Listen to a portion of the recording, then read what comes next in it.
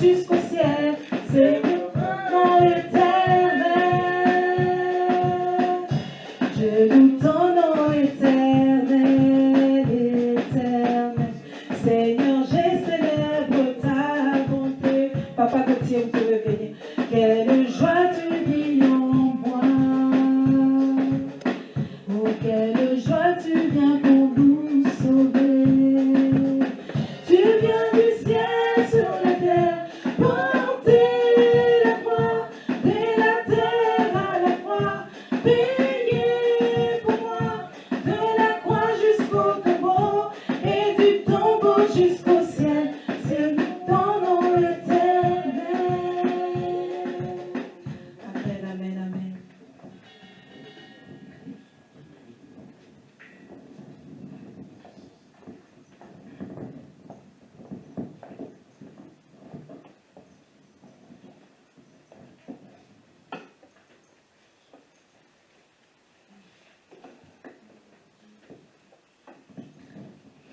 Amen.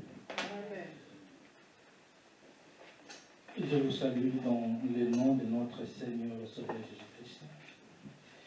C'est toujours pour moi un réel plaisir de me tenir en ces lieux pour parler au nom de notre Seigneur et Sauveur Jésus-Christ.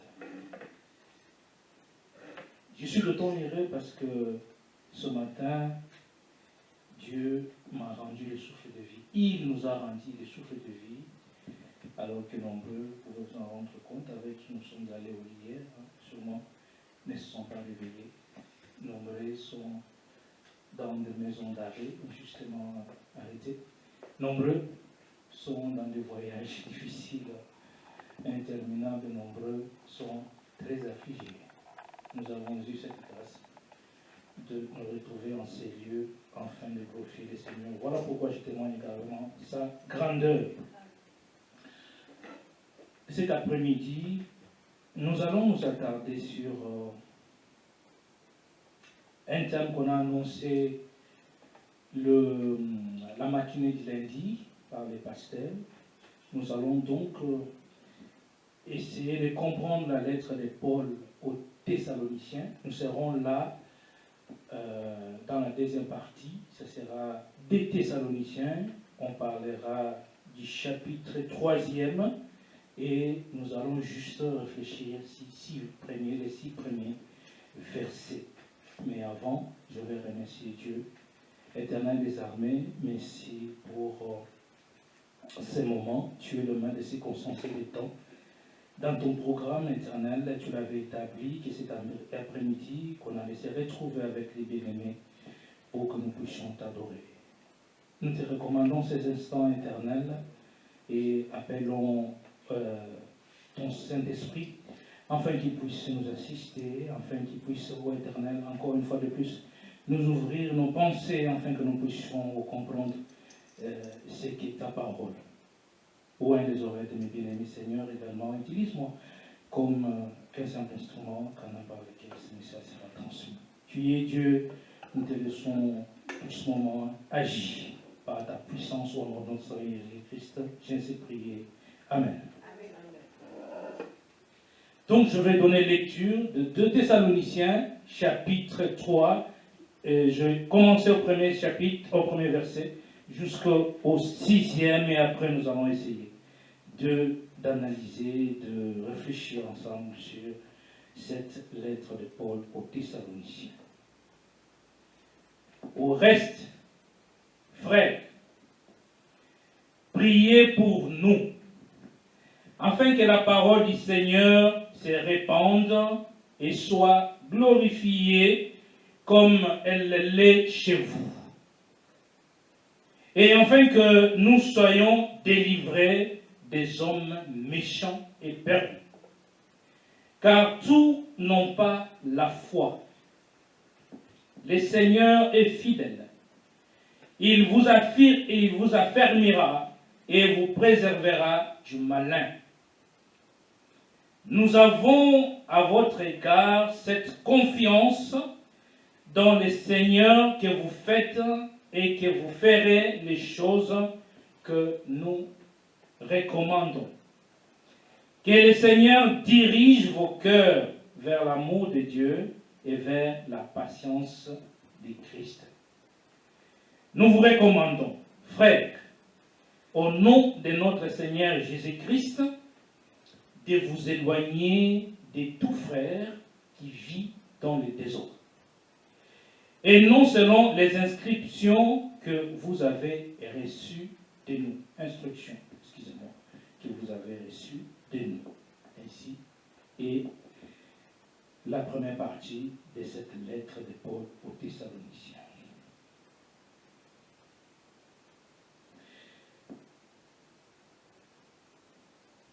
Le bien-aimé Paul, après avoir prié que Dieu console et affermisse les Thessaloniciens, parce que c'est de lui qu'il s'agit ici,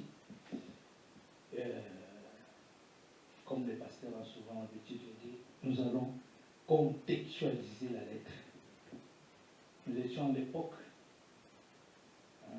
Maintenant, c'est nous qui sommes contemporains, nous allons essayer un peu de voir quelles sont ces recommandations qu'on nous transmet.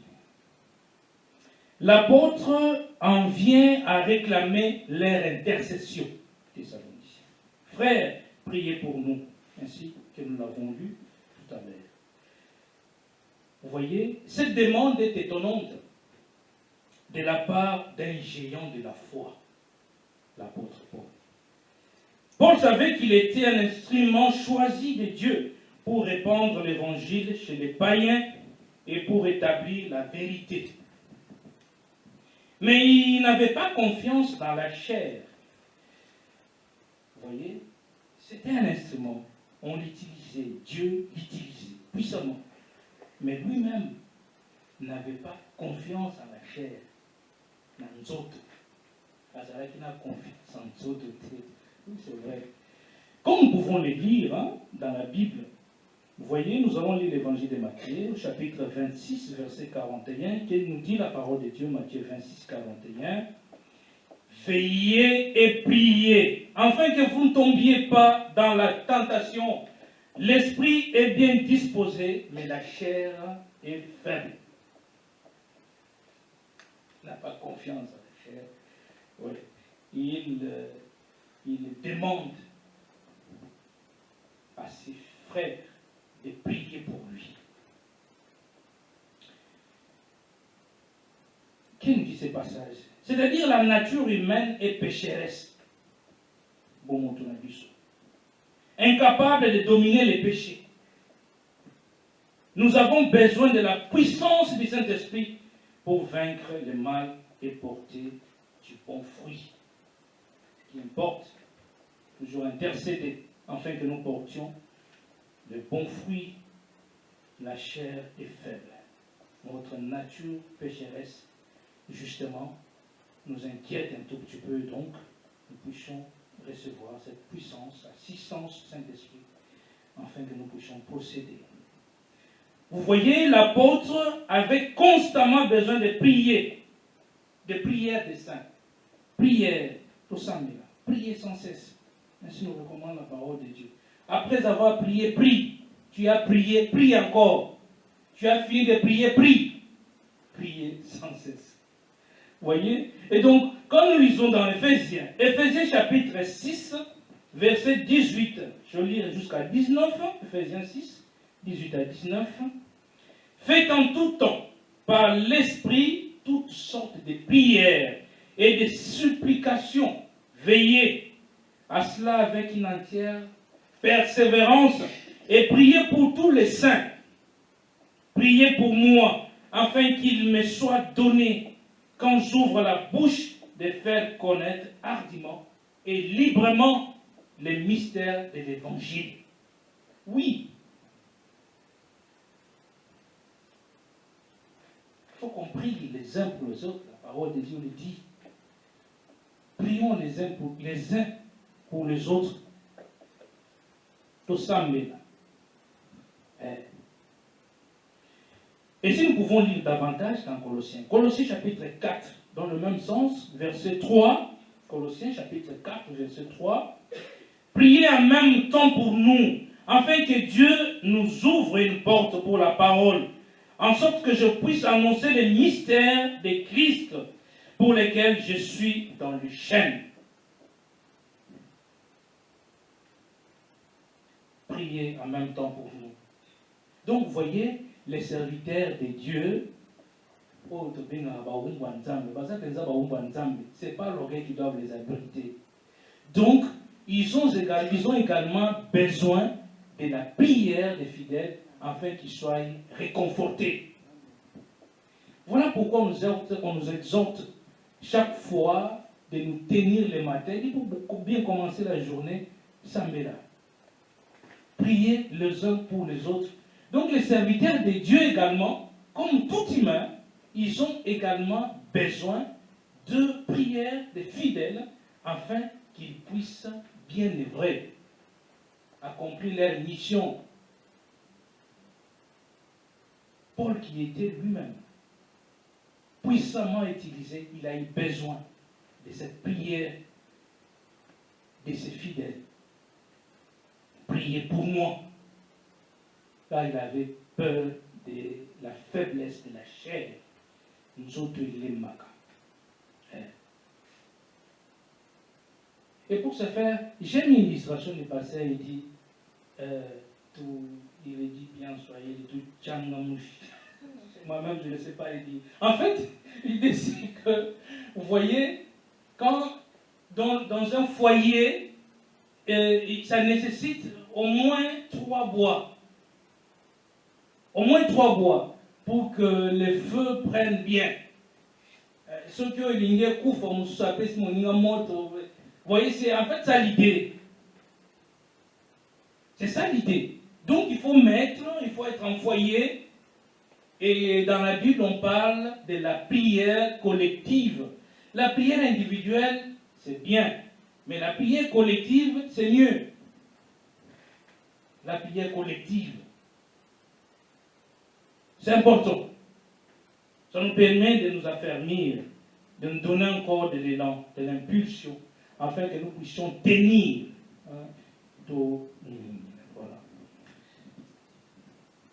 Vous voyez, cette demande de prière de Paul, c'était vraiment pour qu'il accomplisse l'œuvre du Seigneur. C'était vraiment moins pour lui, parce que lui, il était déjà appelé. Il était dedans. Maintenant, il avait besoin de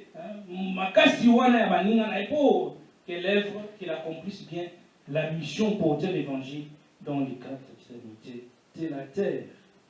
Mais bien aimé, la prière, comme vous l'entendez, est une arme qui est mise à notre disposition. C'est une arme. La prière, c'est un moyen de dialogue avec Dieu. Elle est un moyen puissant pour rendre efficace les témoignages des serviteurs de Dieu. La prière rend efficace les témoignages des serviteurs de Dieu. Vous voyez, ces serviteurs qui sont souvent isolés et ne dépendent que de Dieu pour accomplir leur service. Ils ont particulièrement besoin du soutien de la prière des saints pour discerner la volonté de Dieu, la prière. La semaine dernière, c'était, je pense, samedi dernier, il y a eu une conférence, une réunion de prière je vais appeler cette association Mont Carmel, c'est comme ça s'appelle. Et le pasteur témoignait le dimanche dernier que grâce à cette prière collective, il a pu découvrir, il s'est rendu compte qu'il y avait quelque chose dans son corps qui n'allait pas. La prière collective. Il n'était pas seul, il était avec d'autres saints, d'autres fidèles. Ils ont prié. Et grâce à cette prière, il a eu une réponse. Dieu lui a parlé. Vous voyez la force de la prière collective. Yomoko Zouamokan, rentre dans ton lieu secret. Appelle ton Père qui est dans les secrets, il t'entendra, il te répondra. Oui, c'est vrai. Mais nous autres, la prière collective, les a toujours Madame Penza. Donc, c'était ça l'appel dans cette lettre de Paul au Saint. Prier pour le serviteur de Dieu. Mais les consacres aussi amers, c'est-à-dire que les serviteurs de Dieu aujourd'hui se sont mis un peu, c'est vrai, ils sont au-dessus de la mêlée, mais à cette place qu'on les a mis, ils ont également porté un peu d'orgueil. Comme on dirait, ils ont oublié que la prière des fidèles est aussi importante. C'est vrai, la vision est là, l'appel est là, mais la prière de tout et chacun de nous est très efficace. Nous en connaissons des exemples. Il y a bateau, ce sont les noms qu'on porte. Je porte le nom de Nakomi Moanaya Boye. Nous sommes appelés à être fils de Dieu, enfants de Dieu, celui qui nous a appelés. D'accord? Il n'y a que son esprit qui agit à travers ses serviteurs. Donc c'est quand même une aberration, mais la prière collective est très très importante. Quand nous avons donné lecture, nous avons dit que la vérité seule ne peut rien. La vérité seule ne peut rien. Vous voyez, il y a plusieurs dimanches passés, plusieurs dimanches en arrière, les pasteurs nous ont longuement entretenus sur le thème de la puissance et de la sainteté. On est saint, oui, mais la sainteté elle-même ne suffit pas. Il faut qu'on associe à cette sainteté la puissance. Pourquoi? Pour que celui qui vient de l'extérieur se rende compte effectivement que leur Dieu est vivant et il agit. La vérité seule, nous pouvons la porter, mais quand elle n'est pas accompagnée de la puissance, il y a un souci. Donc, il faut absolument que celui qui viendra de l'extérieur, effectivement, place dans Sangana, il y a la puissance du nom de Dieu et effectivement témoigner. Donc c'est ça, la vérité seule ne peut rien. Il faut en plus qu'on y associe la puissance. C'est ici l'intérêt de la prière collective qui est aussi plus efficace que la prière individuelle. Vous voyez, l'apôtre Paul, pour l'apôtre Paul, les prières des fidèles étaient nécessaires pour que la parole de Dieu pénètre les cœurs et se répande rapidement partout. La prière pour que le message puisse effectivement atteindre le plus grand nombre de fidèles. Mais bien aimé, la prière des croyants maintient la communion dans le service et rend coopérateur dans l'œuvre de Dieu. Pour que nous puissions vérifier cette affirmation, nous pouvons lire des Corinthiens, chapitre 1er, verset 11. Des Corinthiens, chapitre 1er, verset 11. Pour nous en convaincre. Vous-même aussi, nous assistons de vos prières afin que la grâce obtenue pour nous par plusieurs soit pour plusieurs une occasion de rendre grâce à notre sujet. Voilà.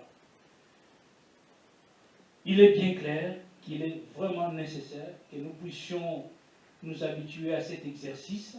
C'est ce qui nous fait déjà les enfants de Dieu, parce que nous pouvons avoir la possibilité de parler directement avec notre Créateur, et souvent sans intermédiaire, de parler par le trichement de la prière. Nous pouvons lui faire parvenir nos besoins. Mes chers sœurs et frères, les Thessaloniciens à l'époque avaient beaucoup reçu et Dieu les avait merveilleusement bénis, les Thessaloniciens. Mais aussi comme nous à nos jours, la question est finalement, pourquoi d'autres hommes ne pourraient-ils pas jouir de même grâce? Pourquoi? D'autres hommes ne pourraient-ils pas jouir de la même grâce? Mais bien aimé qu'on se souvienne que lorsque nous quittons les camps du diable pour servir Christ, c'est le début de tous les combats. C'est le début de tous les combats spirituels. Car lui, il ne reste jamais inactif. il a des comptes à rendre et il doit devoir traîner derrière lui un grand nombre. Et donc, quand vous quittez son camp vers un autre, il ne te laissera pas d'autant tranquille. C'est là l'expression que la Bible a utilisée des loups qui rentrent dans la bergerie ou des loups ravisseurs. Vous avez bien évidemment du serviteur de Dieu par les noms, mais qui pressent pour le compte du diable.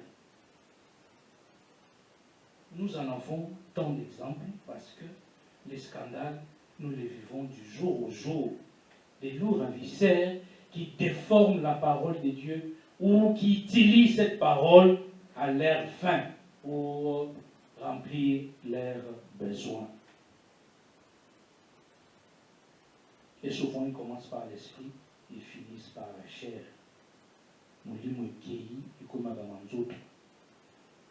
Parce que nous, on a besoin de voir. Et donc, tous les moyens sont bons. Pourquoi? Parce que ces serviteurs ont compris que dans nos sociétés, il y a plusieurs besoins. La souffrance étant, tout le monde veut l'avoir. Mais ce n'est pas facile d'avoir.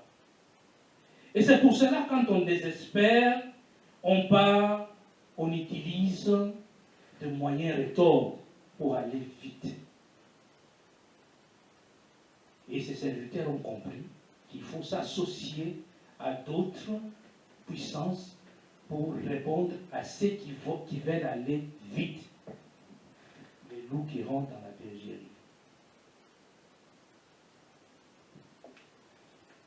Et malheureusement, ces serviteurs s'érigent en obstacle sur le chemin afin d'entraver la diffusion de l'évangile.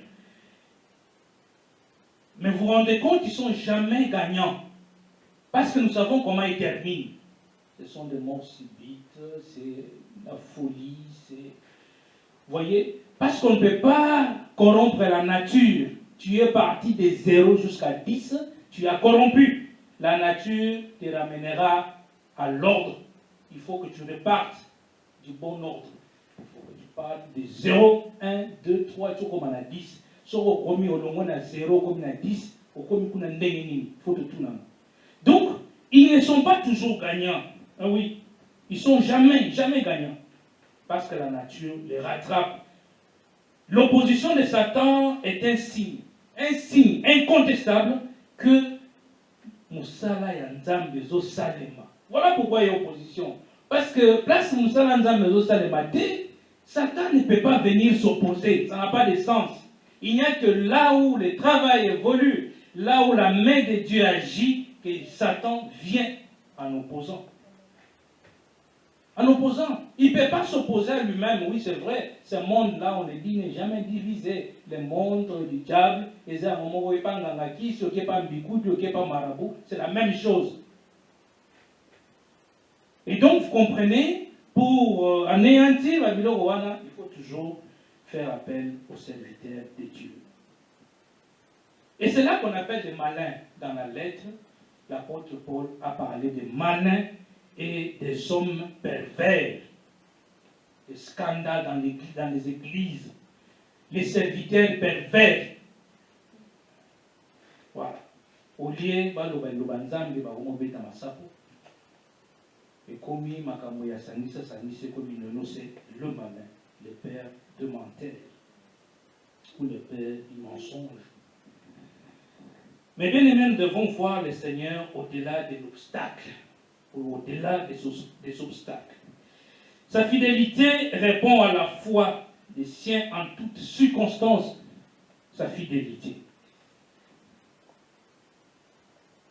C'est là que j'ai compris que la foi n'est pas tout.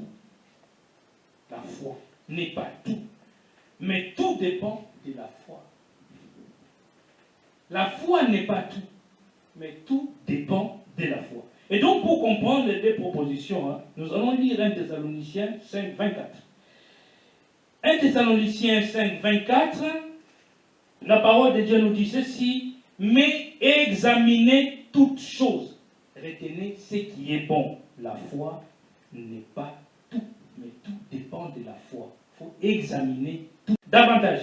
Quand nous lisons 1 Jean chapitre 4, verset 1, bien-aimés, n'ajoutez pas foi à tout esprit, mais éprouvez les esprits pour savoir s'ils sont de Dieu, car plusieurs faux prophètes sont venus dans le monde. Vous voyez, la foi n'est pas de tout, mais la foi dépend, en fait, tout dépend de la foi. Il faut éprouver les esprits. Comment on éprouve les esprits? J'étais un jour sur YouTube et j'ai vu des images d'un serviteur de Dieu qui demandait aux fidèles de brouter l'herbe. De brouter l'herbe. Et les fidèles se sont jetés comme ça dehors en train de brouter l'herbe comme le font les chefs.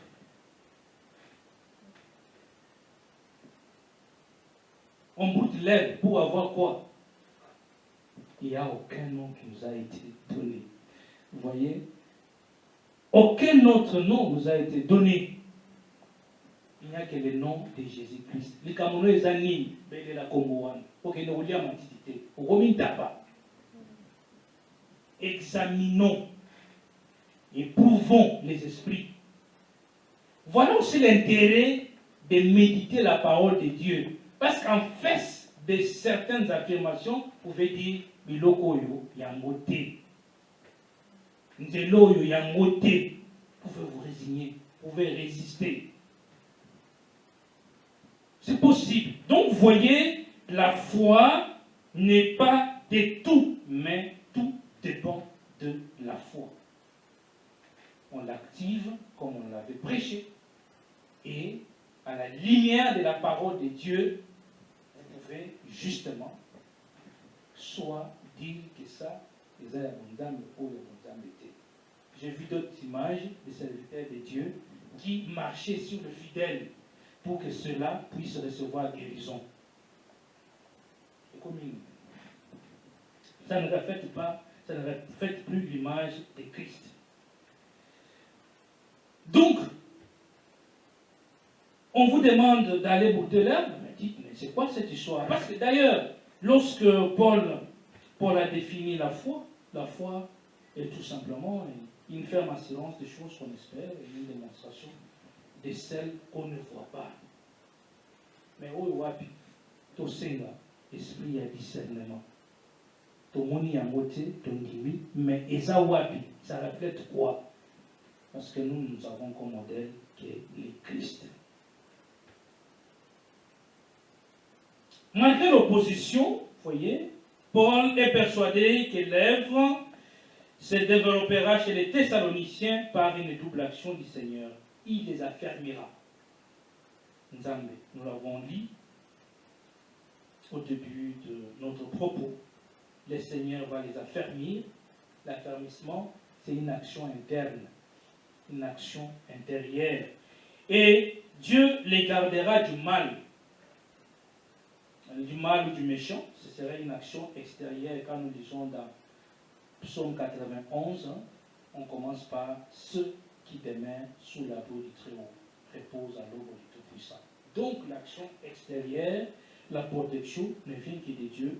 Il y a l'action intérieure d'affermissement, d'accord, par la compréhension du message, car le message est en lui-même la lumière qui éclaire notre chemin. Comme moi-même j'aime bien le dire, c'est notre fait de route. On va toujours s'y référer pour que nous puissions agir.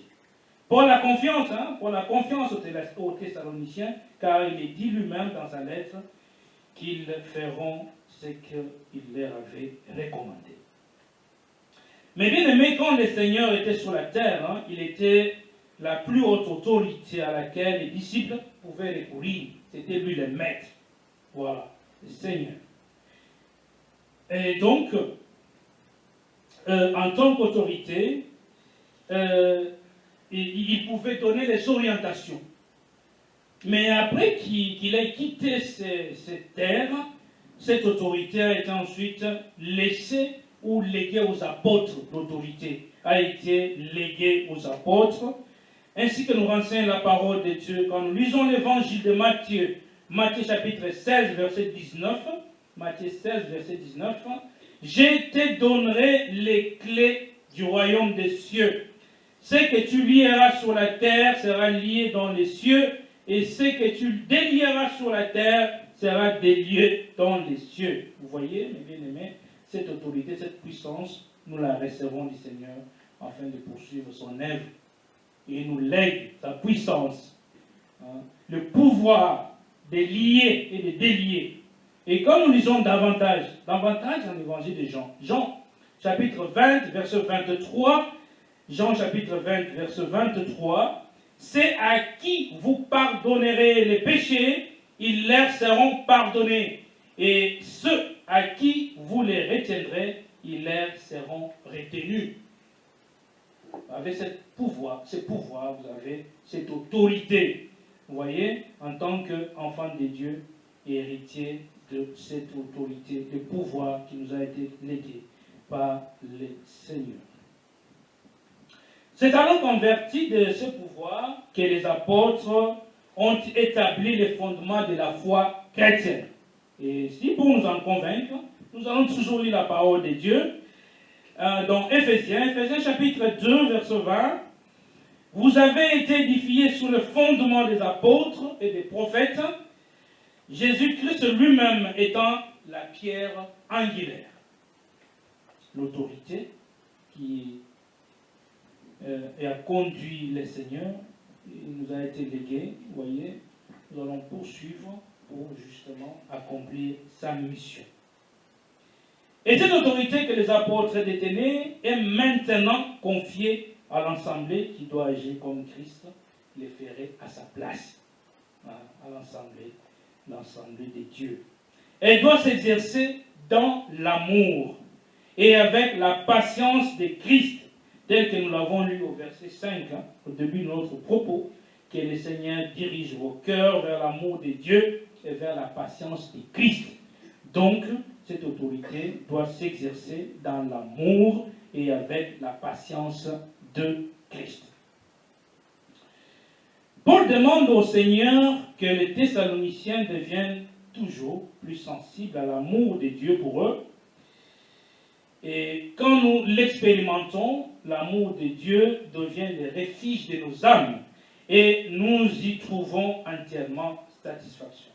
Dans la mesure où nous comprendrons l'amour que Dieu a pour nous. Car Dieu a tant aimé le monde, nous le savons bien, qu'il a bien livré son Fils unique, afin que tout celui qui croira ne puisse pas périr.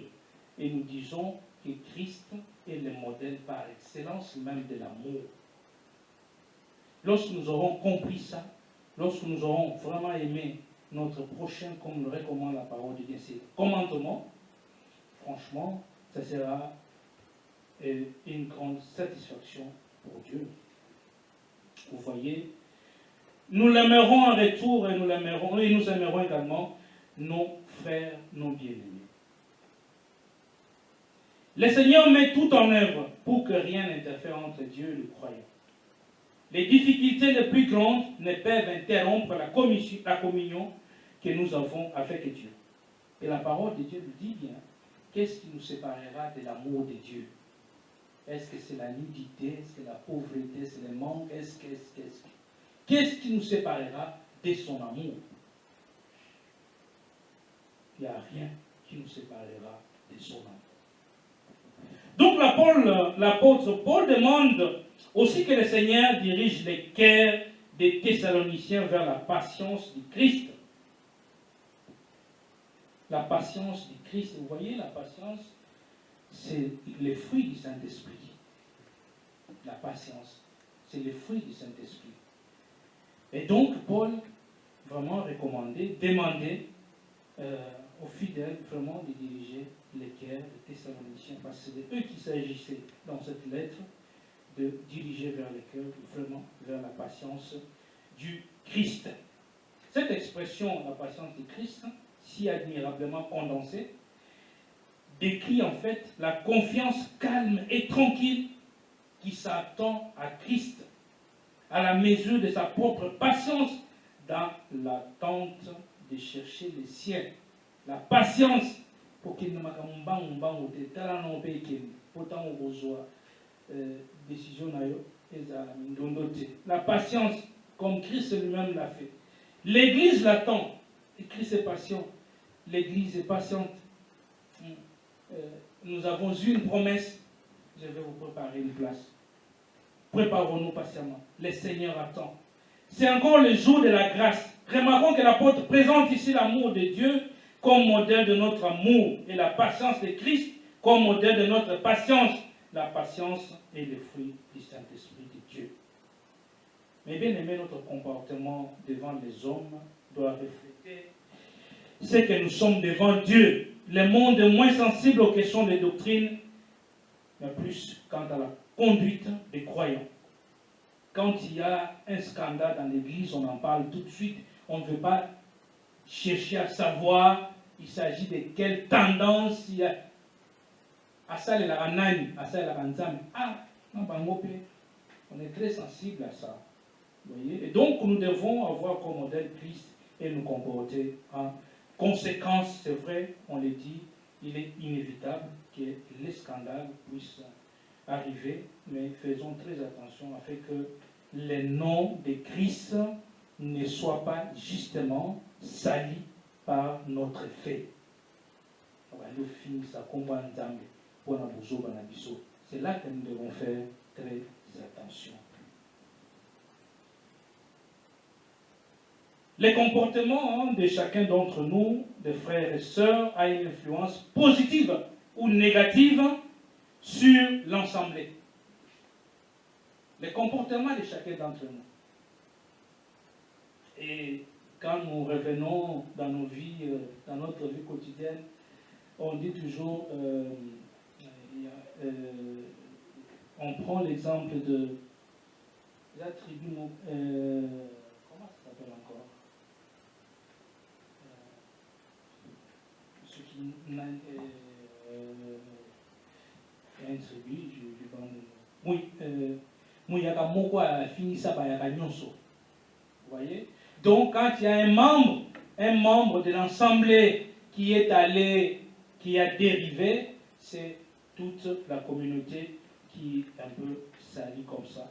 Et donc, nous devons faire très attention par rapport à notre marche avec Christ. Car les comportements de chacun d'entre nous a une influence positive ou négative sur la communauté. Une conduite désordonnée dans la société n'est pas compatible avec la bonne marche de l'Assemblée. L'opposition des hommes à l'œuvre de Dieu jusqu'au sein de l'Assemblée peut être passive ou active. Dans l'Assemblée de Dieu, il est recommandé de demeurer actif, c'est-à-dire participer à l'œuvre, car vous savez que les paresseux ne voient que des obstacles. Il a toujours un argument pour dire Nalingaki. Mais la parole de Dieu nous dit suffisamment bien pour ne pas tomber dans ces pièges. Quand nous lisons Proverbe 26, verset 13, les paresseux disent il y a un lion sur le chemin, il y a un lion dans les riz. Juste pour aller à Salaté, il va trouver des alibis. Le paresseux dit il y a un lion sur le chemin, il y a un lion dans les rues. Donc, nous devons, chacun en ce qui nous concerne, porter sa petite pierre pour que l'œuvre du Seigneur puisse justement aller de l'avant, pour que nous puissions peupler ces camps-là.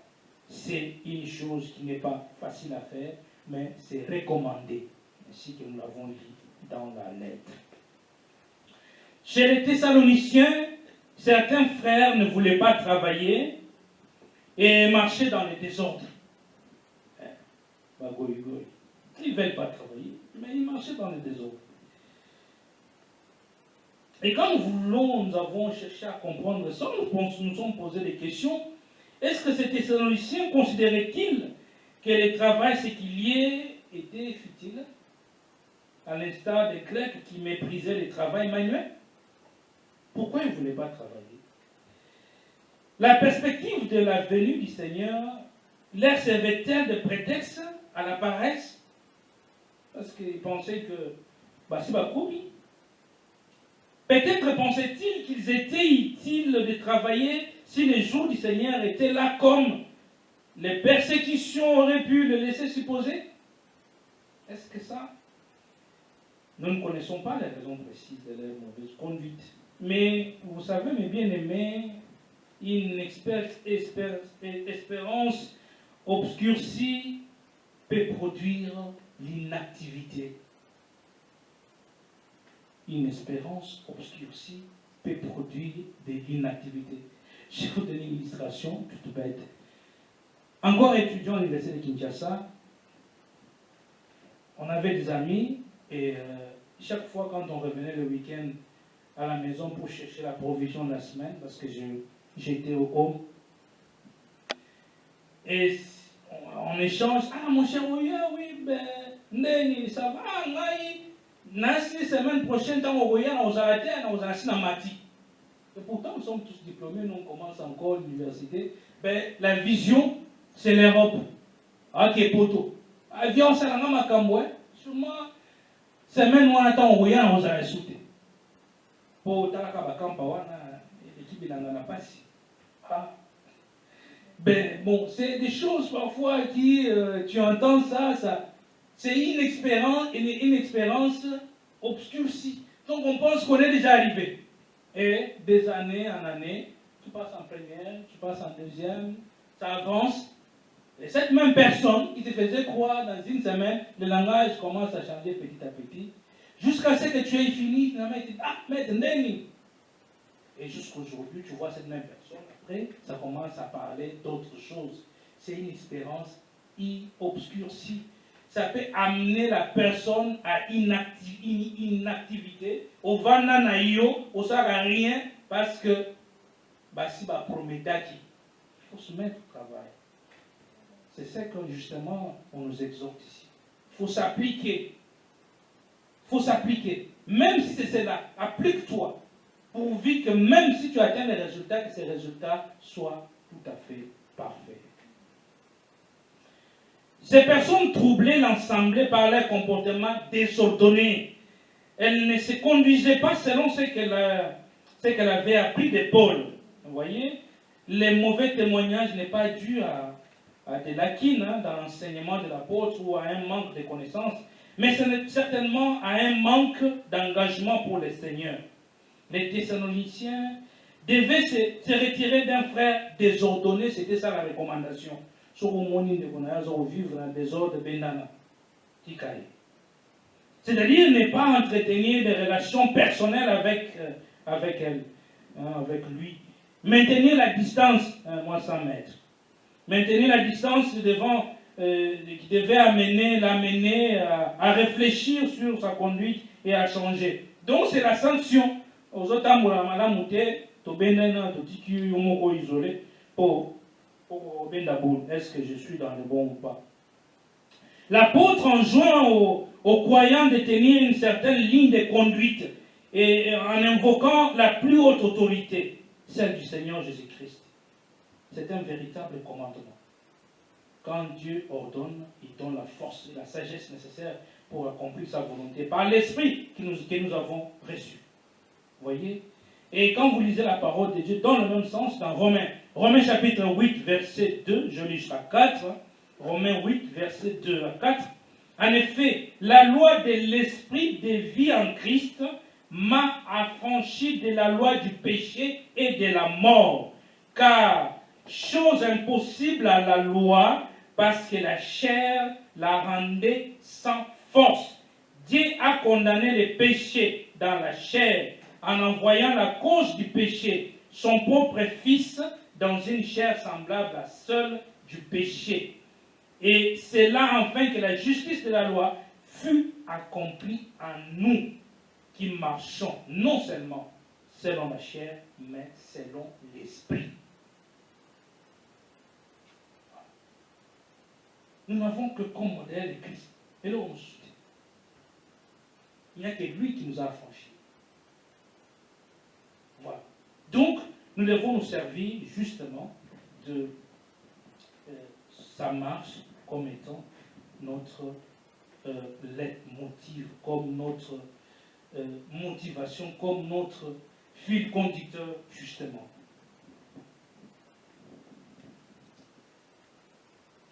Aujourd'hui, l'Église corps de Christ vit un tout petit peu dans le désordre, avec la multitude des assemblées que nous avons, parce que justement, je l'ai dit ici, on a compris qu'il faut là. Les témoignages de tout ce qu'on a, des fois ils disent, j'ai commencé, n'allez pas, ont toujours la face sombre. Jamais on a dit, moi, Nazalaki, et puis Christ m'a appelé. Les nombreux témoignages que nous avons là, nous sommes bénis, mes bien-aimés, de notre conception dans les ventres de nos mères. Bénis. Nous l'avons démontré ici. Pourquoi nous ne recevons pas ces bénédictions? On l'a dit même tout à l'heure, c'est notre nature pécheresse. Seulement, notre nature pécheresse. Voilà pourquoi nous ne rentrons pas. Ceux qui sont un tout petit peu, moins avancent un peu, on va dire ça comme ça, parce que nous n'avons pas vraiment l'habitude d'exploiter la parole de Dieu. J'ai un aîné qui vit ici, qui est allé à Kinshasa avec les dons de Bible. Il avait acheté un tas de Bibles pour distribuer aux fidèles à Kinshasa. Et quand il arrive dans l'Assemblée de Dieu, on a ravi, Bible, on dirait, il n'y en a pas. Donc la personne qui a la Bible, sur 10, ceux qui m'ont mis la Bible. Donc tout ce qu'on va te dire, tu croiras tout de suite sans vérifier. Et donc ces gens qui sont, on les appelle véreux, justement, détournent la parole de Dieu à d'autres finalités. Et cette façon de faire apporte du désordre, conduit l'Assemblée de Dieu à la ruine. Et pourtant, ce n'est vraiment pas ça l'objectif. Pour les personnes qui causent les divisions dans l'Assemblée de Dieu, l'apôtre est encore plus catégorique en employant des termes plus forts. Il enjoint, et ce sera ça notre dernière lecture, il enjoint de s'en éloigner. Je distance là-bas. Je lis Romains chapitre 16, verset 17, c'est ma dernière lecture. Je vous exhorte, frères, à prendre garde à ceux qui causent des divisions et des scandales, au préjudice de l'enseignement que vous avez reçu. Éloignez-vous d'eux. C'est impératif. Éloignez-vous d'eux. Donc, je vous exhorte, frères, à prendre garde à ceux qui causent des divisions et des scandales au préjudice de l'enseignement que vous avez reçu. Or, pour que vous rendiez compte du préjudice, il faut avoir la connaissance. Pour que vous rendiez compte du préjudice, ce qui est important, il faut avoir la connaissance. Et donc, pour avoir la connaissance, il faut méditer la parole de Dieu. Il faut méditer la parole de Dieu. Et donc, pour ces personnes, l'apôtre les dit clairement, éloignez-vous d'eux. C'est ça la sanction. Bo benana. Laissez la distance, moi 100 mètres, pour permettre à cette personne de réfléchir, de se rendre compte que je me suis conduit en désordre et qu'il faille assez que je rentre dans l'ordre afin que la parole de Dieu ou le message puisse passer. Que Dieu vous bénisse. Merci pour votre attention.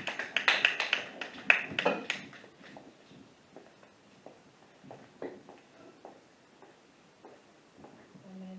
Acclamons pour la parole de Dieu. Amen.